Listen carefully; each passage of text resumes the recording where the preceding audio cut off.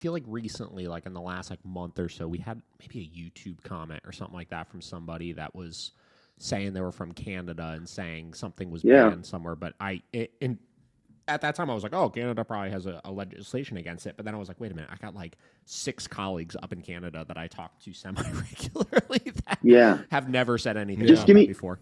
But yeah, I don't think we have any tool bans as far as my knowledge goes, but we do have breed bans. So there is like pit bull bans and stuff across the country. Certain provinces do ban bully breeds and stuff like that. So we have a lot of breed specific legislation. Yep. Countrywide, I don't know if you guys have any of that in America anywhere, but it's that's kind of a bit of an issue that we deal with. It's very city by city for us, so it's like really on the minor scale, obviously. And there are some cities that are extremely strict about it, others that aren't.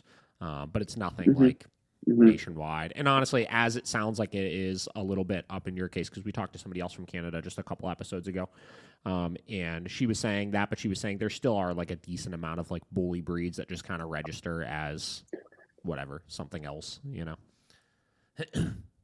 Yeah, that's kind of the way I think they get around it. But, I think Ontario, that's the province, I should say, that I know has strict breed-specific legislation. They've been in the news for like literally like shipping dogs out of the province once they find out that they have, a bully, right? Yeah, it's kind of crazy. So they're pretty strict on that kind of thing. Do you know anything about the history of like when that started getting really intense in Canada, like why they are so strict about it over there? I have no idea, to be honest with you. I don't know if there was a specific case or situation that led to it.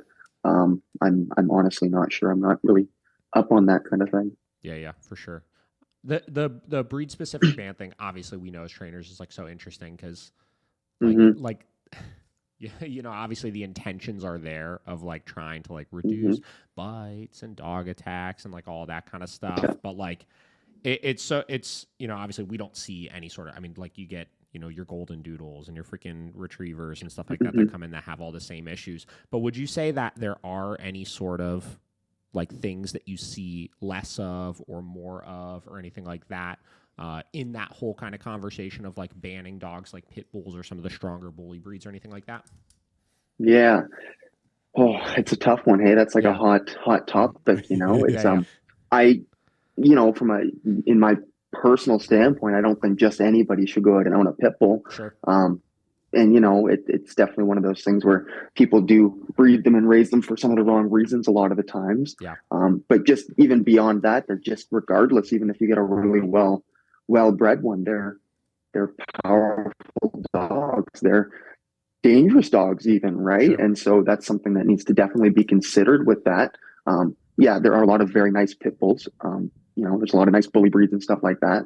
So it's, can I say that they should have a ban on them? That's very difficult. But I think sorts of legislation could be in place, like, making sure that the dogs are coming from reputable breeders and stuff, right? But that goes into the whole wider topic of, in general, just spaying and neutering dogs that aren't going to be bred or shouldn't be bred. Yeah. I don't know. It's a tough one. Hey, I don't agree with bans in general, period. Sure. Right. Like I'm not really on board with that. But yeah, it would certainly be nice if there was some way to kind of control who was getting these dogs and stuff, where they were getting the dogs from. Yeah. But that's the case with any dog, Rottweilers, Cane Corsos, all of them. That's kind of the case, right? Yeah. Malinois even, right? Yeah. So it's a hot topic. Yeah. We've never dug super deep into that conversation. I think we touched on it 2 times before that I could remember. One time was after the incident we had here in Tennessee recently, which I'm sure like every dog trainer on the face of the planet saw, where the 2 kids got killed, the mom got seriously injured. And then the other time, I think was maybe shortly after that when we had American Standard on and we briefly talked about the conversation of pit bulls specifically being like power breeds, we've referred to them as, and stuff like that. Yeah. And it's such a dicey conversation because so many people are so like shy to talk about it and talk about the instincts and stuff that they're bred for, and the fact that like I know here, right, the culture around owning pit bulls also is so interesting. You know what I mean? Like, obviously, because they're like the rescue breed of choice. They're the number one breed that you see in shelters and stuff like that. So there's already this emotional, like, heartfelt connection to like saving these babies that need help And then just, God, man, pity moms out of any dog mom are like some of the worst possible owners you could see sometimes. So it's so tough of like how much of it is just like a breed problem versus just a mentality around the breed problem that's just enhancing on these traits that frankly many other breeds have in the first place. You know what I mean? So it's definitely a tough conversation for sure. Yeah, we actually had an incident. I want to say it must have been just in the fall, maybe the summer of last year. It was probably only a neighborhood or two away from me actually where this happened.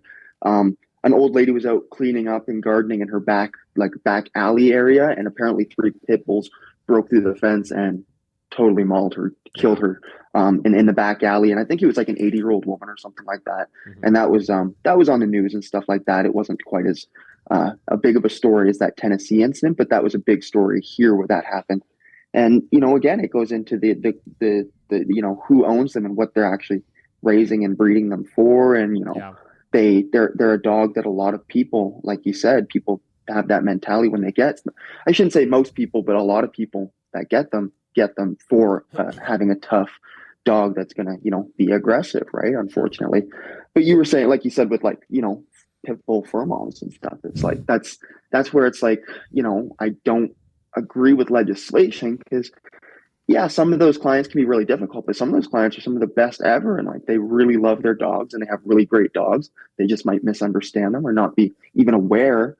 And once they become aware and do the right things, they end up with great dogs. They become great handlers. Yeah. But again, it's like not without that training, not without that guidance. Otherwise, like I said, they can be difficult and dangerous. So like I would hate to say to those people like you just shouldn't own this dog because some of them can clearly adjust and work through that stuff, but a lot of people can't, and a lot of people don't want to. A lot of people aren't trying to fix those dogs. Yeah, I think one of the biggest things that I see that gets them into trouble is the freaking chase and grab instinct they have. I feel like is really where a lot of the issue arises. Because so many of them are actually, I don't want to say very social, but they socialize fine with other dogs, right? Like generally speaking, if you have them in a one-on-one play group and stuff like that, they love to play and run and tumble around and all that kind of stuff. And in under 99% of circumstances, it's fine.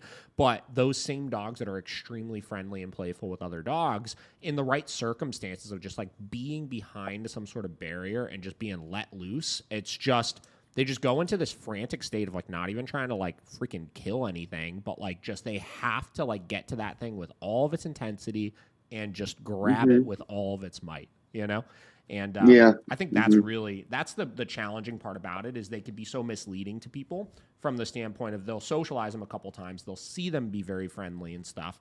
And then they'll just think that they're fine. Right. And then they run into a situation like that where their front door is left unlocked or they get out of a gate or something like that. And then they go barreling down the street and they just attack or maul another fucking dog because of that instinct that's just drilled into them, Yeah, I don't know. It's tough because people don't understand the breed. And so it's, anybody that owns a bully breed should understand the history of them. They should know what a game bred dog is. They should know what that breed was bred for and is used for. Yep. And even today is still used for, right? Like these are fighting dogs. These are dogs that are bred to go chase and kill large animals, right? Yeah. And they're meant to take a beating while doing it too, right? And so that's really at the end of the day what they are. Obviously, we know that myth of them being nanny dogs is just an ill-conceived myth. I don't know where that came from, but there's a Facebook page I enjoy following. It's called I think it's called Dogs of Grit is what the Facebook page is called. Okay. And it's there's some stuff in there that's not ideal, right? Like there's definitely a lot of people that probably fight dogs and stuff within this Facebook group.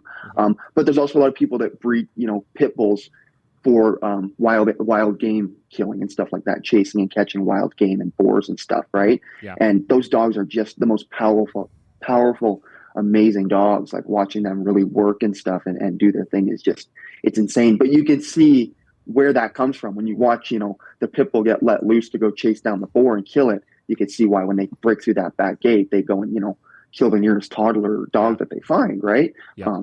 That's why, right? Because that's what they were bred to do. That's what their instincts tell them to do. So that predatory drift, and that's usually what kind of, I think, instigates that, is that whatever it is becomes prey to them. That's a switch that can't really be shut off until they've completed their job, right? Yeah. Like you can watch them when they're mauling these animals, when they're being used for what they were bred to do, when they're killing, like I said, a boar or something, and the boar is kicking them, thrashing at them. The other dogs are, barreling over top of them and stuff, and they're not letting go. They're not quitting that mission until that thing stops moving. Yeah. And that's their one goal, right? To get it to stop moving. And once it stops moving, it's you can see it, like, you just take your pet pit bull and take a squeaker and watch it dissect it until it stops squeaking. It's the same thing, right? So it's fun, it's awesome. I love that about the breed, but unless you're aware of that, then you should probably own one, right? The mindfulness of it is so important, because we could equate that to like any other breed. Like if we talk about, Malinois, right? Like you get a Malinois that you want to be a strong, resilient dog that is not going to back down in the face of adversity, right? And it's like, it's the same trait, right? It's slightly different, but it's a similar trait and a similar state of mind that is so sought after. But that's where we get into that conversation of, I talked about it when we talked about it in that one podcast episode. It isn't a breed thing. It's not like we're out here shitting on pit bulls, right? Or anything like that. It's simply a fact that they've got to be categorized more in that power breed family of something that takes a more skilled owner to truly keep safe and sound, because they understand those traits, Yeah, and I think that's like when you're talking about breed specific legislation. If we're talking about banning breeds, I'm not on board with banning pit bulls, but if we're going to ban anything, let's we should not ban anything, but make sure that there's very, significant rules over who can own all of those power breeds, not just pit bulls, Cane Corsos, Rottweilers, Malinois, German Shepherds, pit bulls.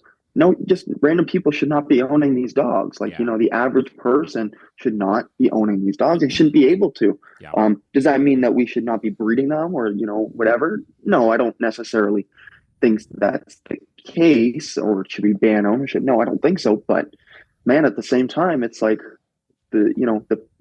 our job would definitely be a lot easier if we just had doodles and Goldens and retrievers and labs to work with. It'd be nice. I think a happy medium really would be also just like, forget the banning and stuff. Like, just like require some degree of education, you have to get some sort of like, hey, like I understand the traits, right? Like I understand how to keep this dog safe. I understand what I need to do from a training standpoint, because again, a large chunk of our clientele is pit bulls that wind up being amazing dogs for their owners once they understand them and they get proper training on them, So that would be such a simple solution for this, instead of just like straight out just being like, they just can't be here, right? We can't have them in this country or in this province or anything like that.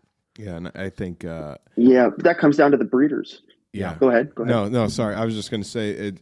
It's especially here in the States, it's like I think the big conception of pit bulls, like you said, are these like, oh, they're so sweet and they're these beautiful like nesting dogs or whatever, and people get like, they have that personification of that breed, of these pit bulls. And it's like you were saying, maybe there's a better like light on these pit bulls of what they really are, or like educating people like, hey, this is what they were actually bred to do. At the end of the day, they're not these like nice, the more docile kind of breed that you think they are. Like, they were bred for a purpose, decades, centuries ago or whatever. And I think that's the big problem is, these, like you said, people are getting these dogs thinking they're these sweet animals, and they don't really understand how to deal with it when they actually come to fruition with how they were meant to be as a real dog, Yeah. Mm-hmm. So maybe that would be it's a better education, Again, like it's like you were saying too, David, it comes down to the breeders in those regards, because at least with a breeder, you could like, they could say, hey, yeah, like this dog's, parents, its grandparents, the parents before that, they were cuddly, they were nice, friendly dogs. They never, did any of those things. Or you get the breeder that says, no, these dogs are bred here to chase and kill and, do this, and they need to be owned by specific people, right? Mm-hmm. But the breeders have to be the ones with that information, because otherwise people don't know. And unfortunately, we know that most people don't get these dogs from the best breeders. I know a lot of Malinois breeders. I know a lot of German Shepherd breeders, know a lot of Rottweiler breeders, know a lot of Cane Corso breeders. I don't know one pit bull breeder, I mean, I could maybe name one pit bull breeder, but it's like, you know what I mean? So it's like, there's not like people out here breeding. There is, but like, I don't know these kennels off the heart. And the average pet owner sure as shit doesn't. You could even go on Kijiji, or well, not Kijiji, but Facebook, and do a German Shepherd search and find a kennel that's selling well-bred German Shepherds. But again, pit bulls, you go on Facebook and search that, you're going to find every backyard breeder from, here to Texas kind of thing, right?